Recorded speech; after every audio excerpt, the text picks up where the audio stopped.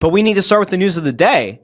The news of the day is, in fact, related to the Philadelphia Flyers. The news of the day is a contract that I honestly, even hours after it came out, I'm still a little bit like, Danny Briere getting more good business done. Most notably, that Cam York has re-signed with the Philadelphia Flyers. He was a restricted free agent. They chose not to go to arbitration. There was no arbitration filed for by the player on Saturday, nor, I believe, by the team on Sunday. But we'll throw it out here really quick just to the official confirmation. But the Flyers did put out on Twitter, Cam York extended 5 years with an AAV of $5.15 million, which is a $25.75 million contract over the life of the contract. And so we have to break this down a little bit, right? Because on one hand, I've been a pretty outspoken critic of this belief that like Cam York is going to somehow blossom into like a top pair defenseman. Like, I don't see it.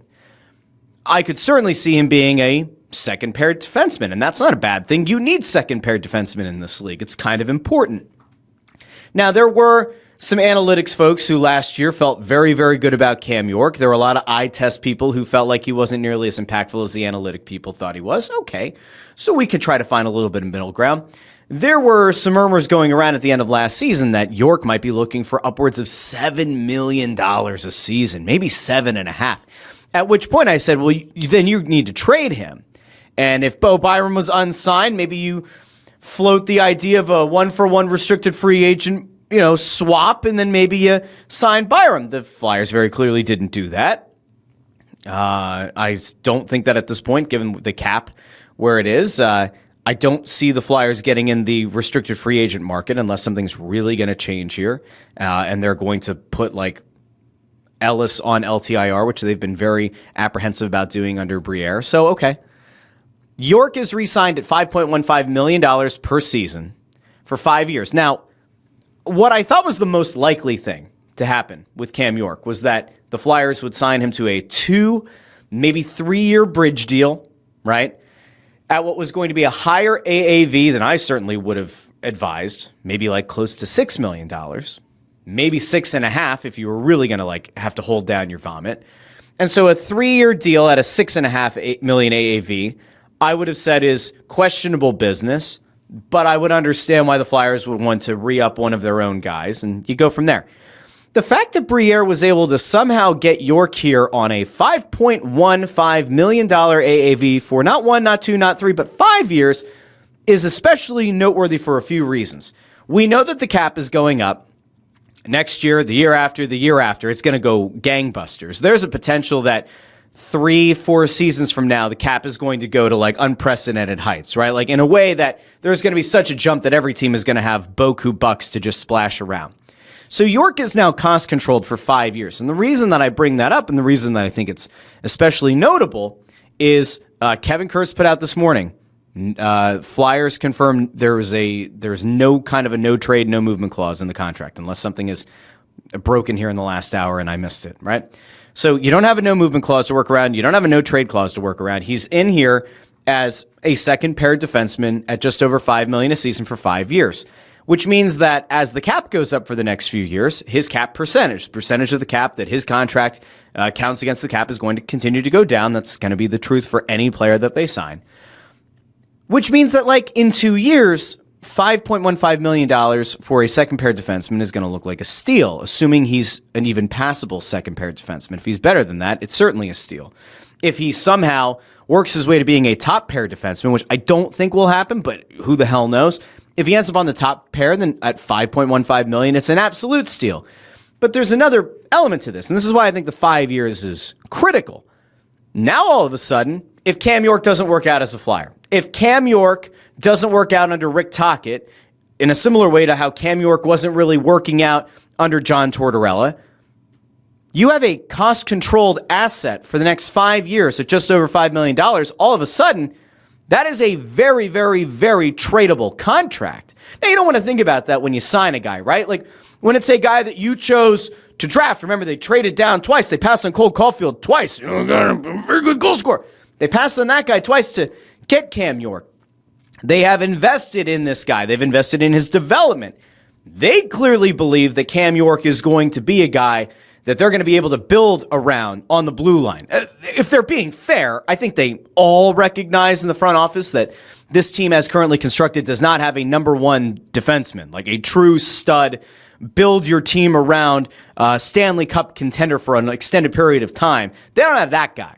They don't have a Pronger or a Pietrangelo. Or I'd even argue that Timonen some years did feel like a real number one defenseman. You don't have that here. You don't have that at the NHL level. You don't have that in the system right now.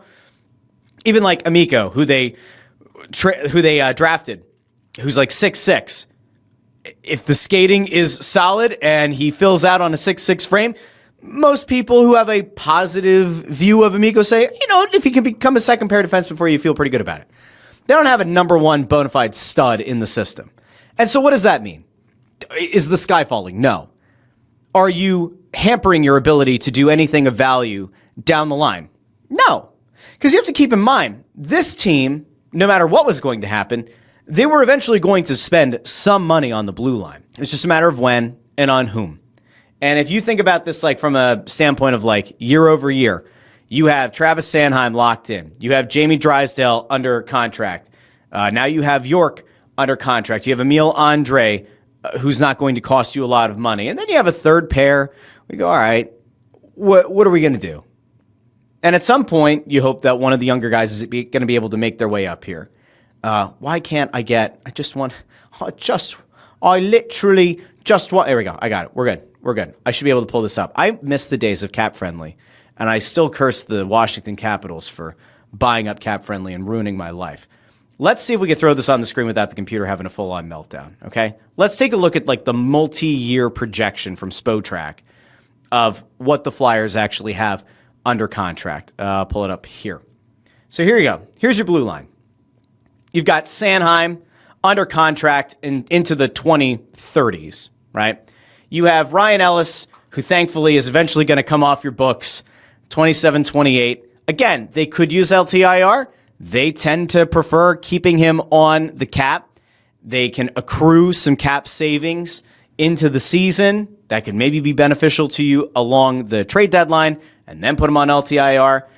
You have Rasmus Ristolainen under contract for this season and next season, and I would assume that by then, good chance he is moved if they can find another big body. You have Nick Seeler under contract for 3 more seasons at $2.7 million. You have Drysdale, who I mentioned before. You have his RFA rights. Same thing with Zamula. Same thing with Andre. Emil Andre's not going to get some kind of massive, like $5 million per year contract, right? When he's an RFA at age 24. So that's not something to worry too much about. Zamula is probably going to be like, what, a 7D for you? Maybe, if you retain him beyond this season. You have his RFA rights. They brought in Juleson and Gilbert to kind of battle for that number 7 defenseman spot, unless Risto's going to miss the start of the season, which it sounds like there's a good chance he will. One of those guys will be in the lineup. So if you take a look at that, an aggregate, right? Going beyond this season, the only guys of value who are really signed here long-term were Sanheim, Risto, sort of, and Seeler. And now, again, the Cam York thing isn't factored in here because I think they still have him listed down here somewhere in the RFA thing. But $5.15 million for the next 5 years. When you compare that to what some of these other guys are making, he's making a little bit more than Rasmus Ristolainen. Is that fair? I'd say based on age, based on upside, you would certainly hope so. Should he be making less than Travis Sanheim? He should, so that tracks. It's not a bad deal. It's not. Even for somebody like me, who spent all last season wondering, what's the point? Like, York isn't a super small defenseman, but he's by no means a big banger. He's not a big body. He's not a Risto. He's not even really a Sanheim. He's a relatively built, what is he, 6'1", 6'2"? He's not a huge body. He's a good defenseman. He's fine. You want to believe that there's a little bit more offensive upside to his game than with some of the other guys. Fine. But they got him here on a nice term at a nice AAV, and you feel like, all right, all things considered, it could have been a lot worse. Because if you had gotten York signed here at like $6.5 million for 3 years, you'd be banging your head against a wall that you overspent on AAV. You'd be banging your head against the wall in case he like actually gets significantly better over the next season or two, because then that would mean that when the contract's up in 3 years, you'd be looking at a significant increase. Now you have him at what I would consider to be a relatively good cost-controlled second defenseman salary for the next 5 years. It's all good. Hard to argue, even if you're not a big Cam York believer. Just over $5 million for a guy that, like, you can pretty much guarantee is going to be a top 4 defenseman. Some nights he might be on the top pair. Some nights he might be on the second pair. $5.15 million isn't anything to lose your mind about.